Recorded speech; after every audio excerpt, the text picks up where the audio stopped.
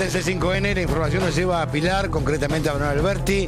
El crimen del lavadero de autos, amplía Mauro. Buen día, Mauro. ¿Qué tal? Buen día. La investigación del fiscal de Pilar, el doctor Lotterstein, determinó que el móvil de este brutal homicidio, en la mente del criminal, el pretexto para matar, fue que su empleador lo había despedido, lo había echado del trabajo una semana antes.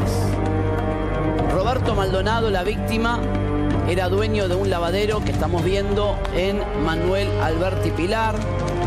Fue asesinado de 17 puñaladas. 5 de esos cortes fueron en la zona dorsal y 4 de los cortes fueron Antonio post-morte. Lo apuñaló 17 veces, 4 de esos puntazos post-morte. Llamó la atención de los investigadores que cuando entraron a la escena del crimen estaba casi todo intacto, electrodomésticos, pero faltaba el CPU de la computadora, que es la computadora desde donde se controla, se monitorea la cámara de circuito cerrado de la filmación del lavadero. Empezó la investigación, se secuestró en el lugar un cuchillo con 20 centímetros de hoja, se encontraron 3 latas de cerveza que dieron a los investigadores elementos para presumir que víctima y victimario estuvieron tal vez segundos antes hasta conversando y tomando unas latas de cerveza. Había luego indicadores de una pelea brutal adentro. O sea, lo conocía, supuestamente. Era el empleado, lo había echado una semana antes. Pero tenía una cierta relación. Además de trabajar juntos a lo largo del tiempo como para que la víctima lo recibiera. Claro. Igual te cuento lo que determinaron. Desde una semana a la fecha, cuando fue despedido, este empleado empezó a amenazar de muerte al dueño del lavadero. Había otros empleados que estaban al tanto de las amenazas y por eso ni bien lo encuentran asesinado al dueño del lavadero de 17 puntazos y determinan que había muy pocos faltantes en el lugar y que sobre todo faltaba el CPU de la computadora desde donde se monitorean las cámaras de seguridad. Todo se orientó hacia este empleado. ¿Saben quién fue fundamental para la detención del empleado? Un hombre de 22 años que ya tenía antecedentes penales por robo. La novia de 14. El de 22 estaba en pareja con un adolescente de 14 años. 14 años. Y siguiendo el rastro de esta menor, determinaron los investigadores que después de matar al dueño del lavadero, el homicida tenía planeado fugarse a una provincia del interior. Una historia tremenda. Vamos a ir en vivo ahora, pero tengo más detalles que después te voy a sumar de la investigación, de la pesquisa, detalles de cómo fue la mecánica del crimen y dónde apareció un DVD con toda la grabación del homicidio. Una historia realmente Con la grabación del homicidio. Con la grabación del homicidio, entero.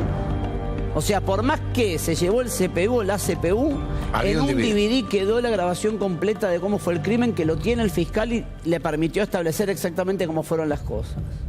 Está preso ahora, el empleado lo indagan en minutos. Vamos al lugar. Dale. Gabriela Karchak, Gaby.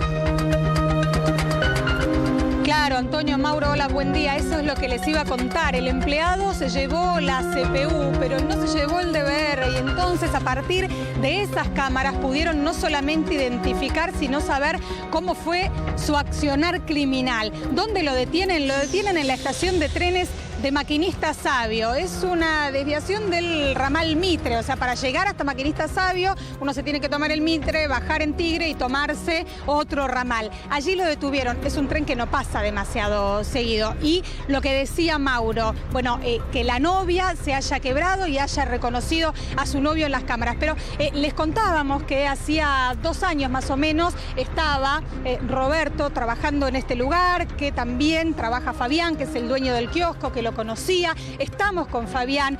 Nosotros hace segundos nada más le comentamos quién era el detenido, qué problemas con drogas había tenido. Él nos contó que ya había estado preso, que ya había tenido antecedentes con la justicia cuando era menor de edad. Y no solo eso, que también el padre de este empleado había tenido problemas con la justicia. Vamos a hablar con Fabián para que nos cuente un poquito de Roberto. Gracias, Fabián, por atendernos. Sabemos que está en shock todavía, que no lo puede creer. Sí, no, obvio, para todos nosotros, porque bueno, nosotros éramos vecinos de comercio y yo tengo el kiosco y él el lavadero. O sea, nosotros somos inquilinos. Claro. Hay otra iglesia evangélica que es del mismo dueño, digamos, de la misma propiedad. Este predio enorme lo alquilan entre los tres, la iglesia, usted y lo alquilaba Roberto también. Claro, el lavadero. Nosotros, bueno, tenemos el kiosco y él el lavadero. Él ya está hace 3, 4 años, estaba con el lavadero, e inclusive ahora él trabajaba en el zoológico. Creo que le iban a pagar la indemnización y pensaba ampliar y hacerle unas modificaciones porque, bueno, era un hombre joven con 55 años. Claro. Y... ¿Sabe que contaba recién Mauro Zeta al aire que cuando lo encuentran a Roberto, aparentemente había estado incluso hasta conversando y tomando cerveza con el asesino? Y ustedes nos contaban que en general él se reunía con los empleados, sí, que venían amigos. Sí, porque viste que a veces, creo que en todos los lavaderos pasa que a veces están hasta un poco más de hora porque el día se extiende por haber llegado el verano. Mucha gente viene a último momento a lavar los autos y acá estamos sobre una ruta provincial y bueno, para no dejarlo en banda, digamos, lo atendí hasta el último cliente. Sobre todo porque sábados y domingos era el momento en el que más trabajaba. Mucha gente que trabaja de lunes a viernes aprovecha el fin de semana para lavar el auto. Entonces él a veces tenía muy buen trato con toda la gente, se quedaba a compartir una gaseosa, qué sé yo, y a veces se extendía el horario. ¿Usted sabía de este inconveniente que había tenido con este empleado? Que a veces uno no sabe. Lo que pasa es que hay mucha gente que los contrata de buena fe. ¿Cómo saberlo? ¿Cómo saber? No trabajó mucho tiempo este hombre, ¿no? Acá, este muchacho. Me parece que no, porque 2, 3 meses trabajó. Eso es lo que nosotros, ¿cómo tenés tantas años y trabajó poco tiempo? Aparentemente le venía a pedir algún tipo de indemnización o no sé, sí, parece que sí, pero qué sé yo, es poco tiempo. Él tuvo, el don Roberto tuvo una excelente relación con todos los vecinos. ¿Se cortó? No, le preguntaba, ¿él trabajó el sábado de manera normal? Sí, el sábado trabajó inclusive con... Sí, el sábado trabajó, además estuvimos conversando acá hasta el mediodía con nosotros, todo, porque tenemos una excelente relación. Muchas gracias, muchas gracias. Gracias por atendernos en este momento. Bueno, esta es la situación. Mauro, un hombre aparentemente conocido, con problemas con drogas, que vino a recriminarle dinero, se llevó la CPU, pero su accionar criminal quedó todo registrado y es por eso que la policía logra detenerlo a unas 15 cuadras de este lugar. Muchísimas gracias, Gabriela. Vamos rápidamente a Tigre, allí está nuestro otro móvil. Néstor Dip, Néstor, adelante, todo tuyo.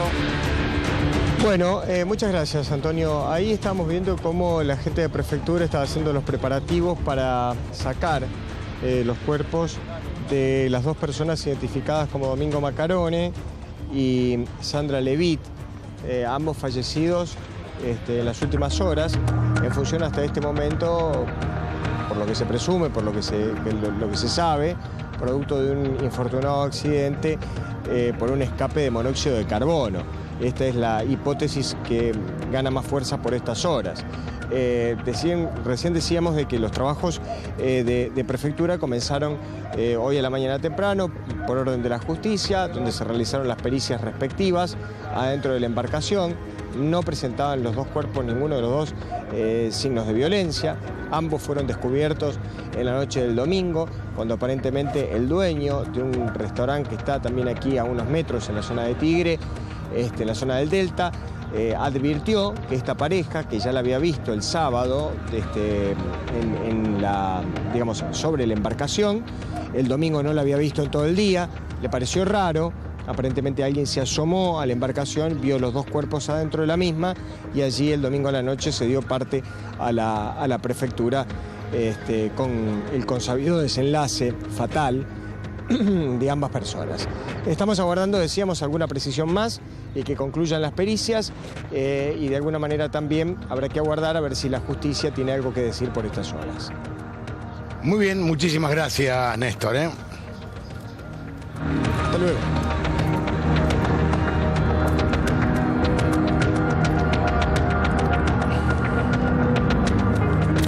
Y Mauro, hablamos esta mañana temprano vos y yo, y me decías que la presunción sería que pudo darse una asfixia por ingesta de monóxido de carbono. Claro, el tema es que es un primer dictamen del médico legista en el lugar, no significa que sea concluyente. Se trabaja de este modo. Ayer a las 21:20, cuando el cuidador del resto o la hostería Gobi detecta que no se mueven las personas que están en la embarcación y que ya llevaban un día, más de un día, casi 2 días amarrados allí, es que llama a la prefectura. Cuando entran, detectan a la mujer pegada a la cama del camarote y a él en lo que sería la antesala de la llegada al camarote. Y el médico legista hace una primera revisación o revisión del lugar y también de los cuerpos, y lo que dice es, leo textual, si quiere lo puede poner el señor productor para que vayamos contando lo que se sabe hasta ahora, que puede variar, claro, la autopsia puede arrojar sorpresa, pero en principio lo que dice es, no hay ni en los cuerpos ni en la embarcación signos de violencia alguna. Es decir, no hay nada roto en la embarcación que haga presumir que alguien o terceras personas entraron forzándola, rompiendo una puerta, una ventana, lo que vos me quieras nombrar, sector de la embarcación, todo intacto.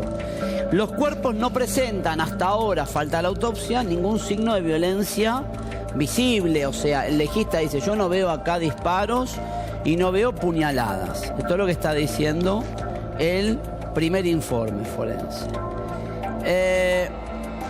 Y lo que dice es, a mi criterio dice, este es un dictamen parcial, ¿no? El médico lo que dice es, con lo que tengo, puede ser, no lo asegura con un grado de certeza o certidumbre, puede ser que se trate de una ingesta por inhalación de monóxido de carbono, una muerte por ingesta de inhalación de monóxido de carbono. Se ordena la autopsia para el día miércoles, es decir, pasado mañana, tal vez se haga antes, en virtud de la relevancia que ha tenido el caso. Muchas veces las morgues están saturadas de trabajo y obviamente no puede el médico autopsista poner un informe pericial por sobre otro. Todas las familias tienen el mismo derecho a saber qué pasó con sus deudos. Pero bueno, a veces suele pasar que montan un turno más para poder hacer absolutamente todo. Insisto con otro dato. Por eso hasta ahora no se habla de indicios de criminalidad. Este es el punto. El doctor Amayo, que es el fiscal de la causa, es quien va a tener intervención directa, y de hecho tiene intervención directa en la causa, es el que dispone las medidas, un fiscal ordinario de instrucción. No hay intervención de la justicia federal por más que sea órbita de la prefectura, porque en principio estaríamos hablando de muertes vinculadas con inhalación de monóxido de carbono, y vamos a suponer un escenario aún más complejo, que sea un doble homicidio con envenenamiento, ¿no? En principio es muerte dudosa. También quedaría bajo la órbita de la justicia ordinaria. Claro. Tiene que haber elementos para que pase a la justicia federal, no solo que se haya concretado la muerte en aguas o en territorio que tiene que ver con la prefectura naval. Está interviniendo por un lado el fiscal Mariano Magás, por otro lado el fiscal Amayo. Están ahí dirimiendo competencia porque de un lado es Fiscalía de San Fernando, del otro lado Fiscalía Rincón de Milver, pero lo cierto es que hay 2 fiscales abocados directamente en la causa. Están esperando las conclusiones forenses finales, por eso nadie va a decir hoy con un nivel de certeza absoluto que esta pareja murió por inhalación de monóxido. Es una presunción que declaró el médico legista. Él dijo, cuando le preguntaron por las causas de muerte de Manuel Domingo Macarone y de Sandra Elizabeth Levitt, dijo, puede ser una muerte por inhalación de monóxido de carbono. Y constató lo mismo que ya había visto el primer equipo de prefectos que bajó al lugar, que no había ninguna señal de violencia, ni en la embarcación, ni en las personas, ni en las cosas. Bueno, cuando uno empieza a sumar estos elementos, tiende a pensarse, a presumirse que estamos en presencia de lo que se conoce como la muerte silenciosa. El monóxido de carbono. Sí, hemos hecho infinidad de informes. Ahí están trasladando los cuerpos. Mirá, creo que estaba Néstor ahí con él. Sí, Néstor, todo tuyo.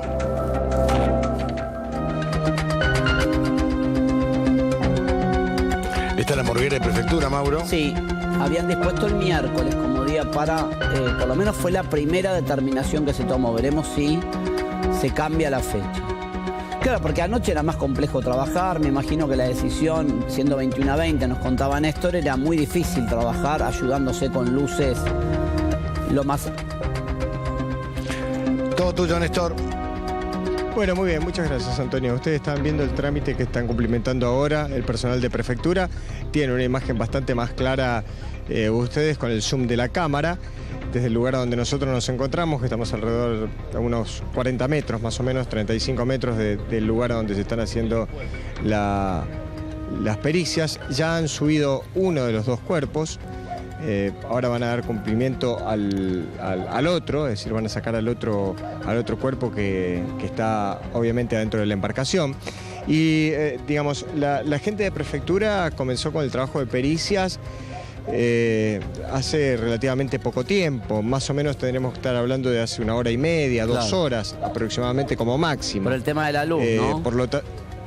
Claro, Mauro, buen día, ¿cómo estás? Bien. Pero evidentemente está bastante claro, parece el panorama con el que se encontraron, y no me da la sensación, por lo menos según lo que ha trascendido en el lugar donde nosotros estamos, que haya alguna otra hipótesis diferente, que tenga la suficiente fuerza más allá de la que vos hoy en la mañana temprano mencionabas, y a la cual nosotros obviamente desde este lugar suscribimos, ¿no? Néstor, para la gente que se va sumando a la transmisión, te pido un dato que por ahí es difícil evaluar, pero perdón mi ignorancia en lo que tiene que ver con la región. ¿El lugar donde está la embarcación ahora, ¿sí? ¿Es el lugar donde pasó todo o es una toma de lo que sería el amarradero de Prefectura San Fernando? No, es el amarradero de Prefectura San Fernando. O sea, los corrieron hasta ahí y ahí los bajaron. Claro, exactamente. Remolcaron la embarcación hoy a la mañana temprano, y a partir de ahí, una vez que la remolcaron, la amarraron aquí y realizaron los trabajos de pericias precisamente acá. Porque la embarcación lejos del lugar custodiada, sí. Esto es importante recalcarlo, por 2 embarcaciones de prefectura a lo largo de toda la noche, en el lugar a donde se la halló primariamente. Y hoy en la mañana temprano, ya con la luz del día, fue remolcada hasta este lugar, a donde se dio cumplimiento a las pericias ordenadas por la justicia. Y ahí, mientras tanto, estamos viendo en este momento el personal de prefectura que está conversando allí y dando cumplimiento, digamos, a los últimos trabajos en función del lugar, ¿no? No, te preguntaba eso porque uno imagina que más complejo aún debió ser el trabajo en el lugar mismo del hallazgo de los cuerpos anoche, por eso la decisión de continuar lo pericial en una zona como esta, ¿no? No tengo la referencia, pero me imagino que no se debe poder llegar en auto al lugar donde pasó lo que pasó, tenés que de forma obligada desplazarte en alguna embarcación a la hostería Gobi, no sé si se puede ir por adentro, no lo sé, pero me acuerdo esto en función de algunos casos que cubrimos el año pasado. En los últimos 3 años hubo varias masacres, ahí sí constatado en términos criminales delictivos en el Delta, homicidios donde directamente el objetivo que buscaban los criminales era robar las embarcaciones, al estilo de ataques piratas, ¿no? Con muertes, con gente herida. Es cierto. Sí. Y en esta historia vos sabés que han quedado, me parece, algunos cabos sueltos, que sería interesante, si tenemos un minuto, tratar de poder atarlos. Estamos viendo, seguimos viendo personal de prefectura. A ver, cuando estamos hablando de la cuestión de monóxido de carbono, mucha gente se debe preguntar, ¿pero cómo? ¿Adentro de esa lancha, adentro de esa embarcación, había algo que despidiera gas, como por ejemplo una cocina? Bueno, este tipo de embarcaciones, que cuestan alrededor de 150 a 200 mil dólares aproximadamente, tiene todas las comodidades. Claro. Entre ellas, lo que tiene adentro es precisamente la posibilidad de que uno puede hacerse de comer, además de un camarote, en fin, estas comodidades las tiene.